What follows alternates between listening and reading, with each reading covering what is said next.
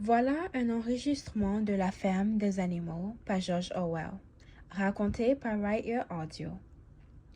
Chapitre 4. À la fin de l'été, la nouvelle des événements avait gagné la moitié du pays.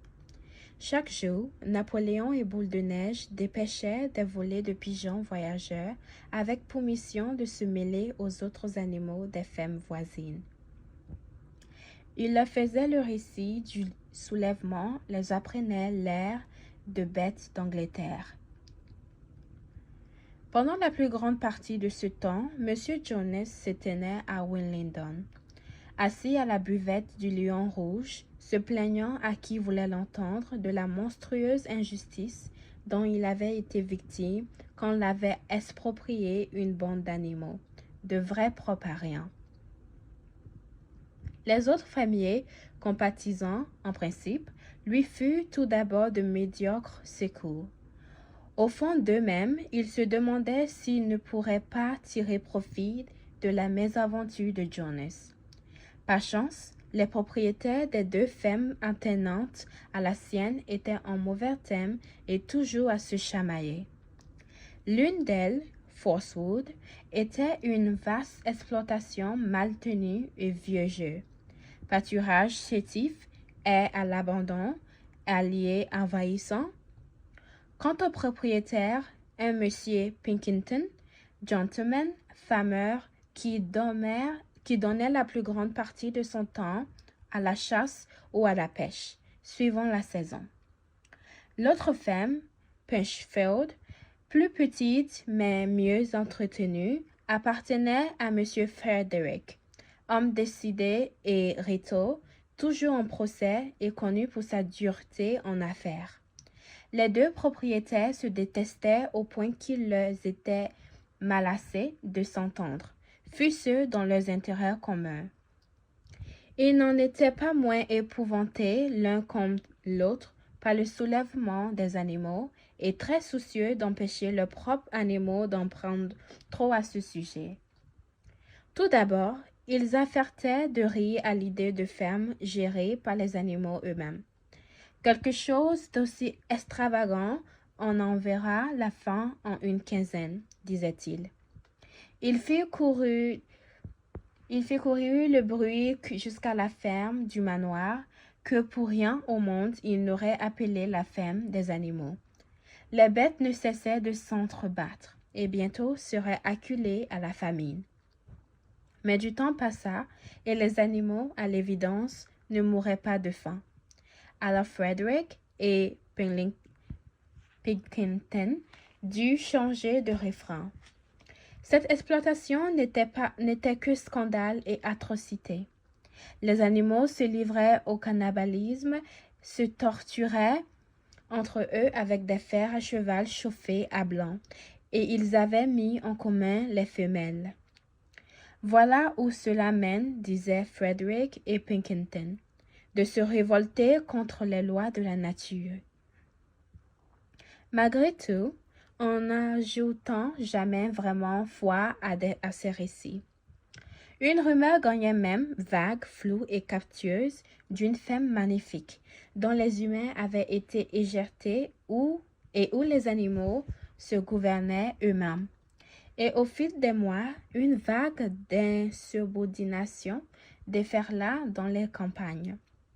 Des taureaux jusqu'à-là dociles étaient pris de fureur noire. Les moutons abattaient les airs pour mieux dévorer le trèfle. Les vaches ruaient, renversant les seaux. Les chevaux se dérobaient devant l'obstacle culbutant, les cavaliers. Merci tout, l'air et jusqu'aux paroles de bêtes d'Angleterre, gagnèrent partout du terrain. L'hymne révolutionnaire s'était répandu avec une rapidité stupéfiante. L'entendant, les animaux ne dominaient plus leur fureur, tout en prétendant qu'ils le trouvaient ridicule sans plus. Il leur échappait, disait-il, que même des animaux puissent s'abaisser à d'aussi viles bêtises. Tout animal surpris à chanter bête d'Angleterre se voyait sur le champ donner la bastonnade. Et pourtant, l'hymne gagnait toujours du terrain. Irrésistible, les mêles le sifflaient dans les airs, les pigeons le roucoulaient dans les hommes. Il se mêlait au tapage du maréchal Ferrand comme à la mélodie des cloches. Et les humains, à son écoute, en leur fort intérêt, tremblaient comme à l'annonce d'une prophétie funeste. Au début d'octobre, une fois le blé coupé, mis en meubles et en partie battu, un vol de pigeons vont tourbillonner dans les airs. Puis, dans la plus grande agitation, se posa dans la cour de la ferme des animaux. Jonas et tous ses ouvriers, accompagnés d'une demi-douzaine d'hommes de mer de Phoswood et de Pinchfield, avaient franchi la clôture aux 5 barreaux et gagnaient la maison par le chemin de terre. Tout était armé de goudins, sauf Jonas, qui allait en tête, fusil en main. Sans nul doute, ils entendaient reprendre possession des lieux. À cela, on s'était entendu de longue date et toute précaution était prise. Boule de Neige avait étudié les campagnes de Jules César dans un vieux bouquin découvert dans le corps de logis et il dirigeait les opérations défensives. Promptement, il donna ses ordres et un peu de temps, chacun fut à son poste. Comme les humains vont entendre les dépendances, Boule de Neige lance sa première attaque. Les pigeons, au nombre de 35, survolent le bataillon ennemi à modeste altitude et lâchent leur fiente sur le crâne des assaillants. L'ennemi surpris doit bientôt faire face aux oies à l'embuscade derrière la haie, qui débouche et charge. Du bec, elles s'en prennent aux mollets. Encore ne sont ceux-là qu'escamouches et menus diversions. Bientôt d'ailleurs, les humains repoussent les oies à grands coups de goudin. Mais alors, Boule de Neige lance sa seconde attaque. En personne, il conduit ses troupes à l'assaut, soit Edmé, la chèvre blanche, et tous les moutons. Et tous se ruent sur les hommes, donnant du boutoir et de la corne, les harcelant de toutes parts. Cependant, un rôle particulier est dévolu à l'âne Benjamin, qui tourne sur lui-même et de ses petits sabots décoche ruade après ruade. Mais, une nouvelle fois, les hommes prennent le dessus, grâce à leurs goudins et à leurs chaussures ferrées. À ce moment, Boule de Neige pousse un cri aigu, signal de la retraite, et tous les animaux de tourner cassades, de fuir par la grande porte et de gagner la cour. Les hommes poussent des clameurs de triomphe, et croyant l'ennemi en déroute, ils se précipitent çà et là à ses trousses. C'est ce qu'avait escompté Boule de Neige. Dès que les hommes se firent bien avancés dans la cour, en ce moment surgissent de l'arrière les 3 chevaux. Les vaches et le gros des cochons jusqu'à là demeuraient en embuscade dans l'étable. Les humains, pris à rêver, voient leur retraite coupée. Boule de Neige donne le signal de la charge. Lui-même fonça droit sur Jonas. Celui-ci, prévenant l'attaque, lève son arme et tire. Les plombs se longent dans l'échine de Boule de Neige et l'ensanglante, et un mouton est abattu, mort. Sans se relâcher, Boule de Neige se jette de tout son poids, 120 kilos, dans les jambes du propriétaire exproprié qui lâche son fusil et va bouler sur un tas de fumier. Mais le plus horrifiant, c'est encore Malabar cabré sur ses pattes de derrière et frappant du fer de ses lourds sabots avec une vigueur des talons. Le premier coup arrivé sur le crâne expédie un palafréenier de phosphore dans la boue, inerte. Voyant cela, plusieurs hommes lâchent leurs gourdins et tentent de fuir. C'est la panique chez l'ennemi. Tous les animaux le prennent en chasse, le traquant autour de la cour, l'asseillent du sabot et de la corne. Cupidon piétina les hommes. Et pas un animal qui, à sa façon, ne tienne sa revanche, et même la chatte s'y met. Bondissant du toit tout à trac sur les épaules d'un vacher, elle lui enfonce les griffes dans le cou, ce qui lui arrache des hurlements.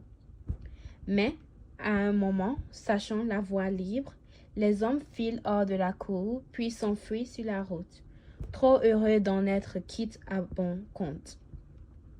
Ainsi, à 5 minutes de l'invasion, et par le chemin même qu'il avait pris, ils battaient en retraite. Ignominieusement, un troupeau d'oies à leur chausse, leur mordant les jarrets et sifflant des huées. Plus d'hommes sur les lieux, sauf un, le palefrénier, gisant la face contre terre. Revenu dans la cour, Malabar effleurait le corps à petits coups de sabot, s'efforçant de le retourner sur le dos. Le garçon ne bougeait plus. « Il est mort, » dit Malabar tout triste. « Ce n'était pas mon intention de le tuer.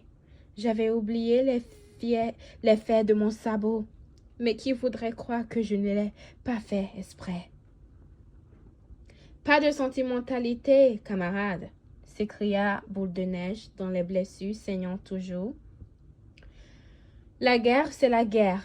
L'homme n'est en prendre en considération que chargé en cadavre. »« Je ne veux assassiner personne, même pas un homme, » répétait Malabar en pleurs.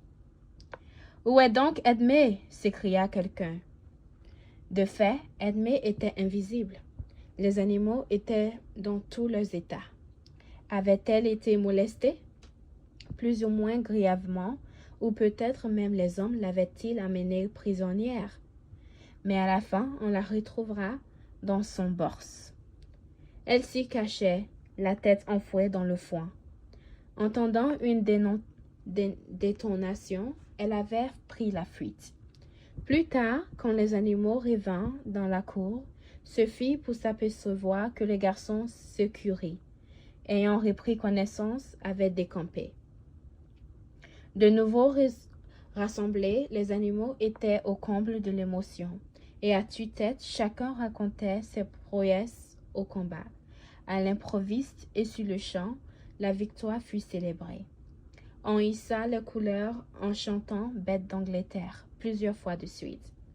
Enfin, le mouton qui avait donné sa vie à la cause fut l'objet de funérailles solennelles. Sur sa tombe, on planta une aubépine. Au bout de la fosse, Boule de Neige prononça une brève allocution. « Les animaux, déclara-t-il, doivent se tenir prêts à mourir pour leur propre femme. » À l'unanimité, une décoration militaire fut créée, celle de héros animal, première classe, et elle fut conférée séance tenante à Boule de Neige et à Malabar. Il s'agissait d'une médaille en cuivre. Enfin, on l'avait trouvée dans la sellerie, car autrefois elle avait servi de parure au collier des chevaux, apportée les dimanches et jours fériés. Une autre décoration, celle de héros animal, deuxième classe, fut à titre posthume, décernée aux moutons. Longtemps, on discuta du nom à donner au combat, pour enfin retenir celui de bataille de l'étable, vu que de ce point l'attaque victorieuse avait débauché. On ramassa dans la boue le fusil de M. Jonas, et on savait qu'il y avait des cartouches à la ferme. Aussi fit-il décider de dresser le fusil au pied du mat, tout comme une pièce d'artillerie, et 2 fois l'an de tirer une sable. Le 12 octobre en souvenir de la bataille de l'Étable et à la Saint-Jean d'été, jour commémoratif du soulèvement.